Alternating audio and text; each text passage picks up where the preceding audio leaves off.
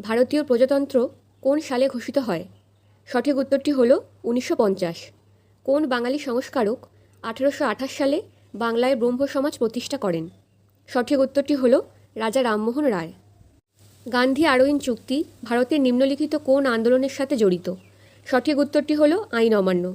ভারতে সোনার মুদ্রার সবচেয়ে বড় ভাণ্ডার জারি করা প্রথম রাজা কে ছিলেন? সঠিক উত্তরটি হল কুষাণ রাজারা। মহাত্মা গান্ধী কোথায় লবণ সত্যাগ্রহ শুরু করেছিলেন? সঠিক উত্তরটি হল সবরমতী। কে দ্বৈত শাসন ব্যবস্থা প্রবর্তন করেন? সঠিক উত্তরটি হল রবার্ট ক্লাইভ। অধীনতামূলক মিত্রতা নীতি কে প্রবর্তন করেছিলেন? সঠিক উত্তর হল লর্ড ওয়েলেসলি। কার রাজত্বকালকে মুঘল স্থাপত্যের স্বর্ণযুগ বলা হয়? সঠিক উত্তরটি হল শাহজাহান। ময়ূর সিংহাসন কে নির্মাণ করেছিলেন? সঠিক উত্তরটি হল শাহজাহান।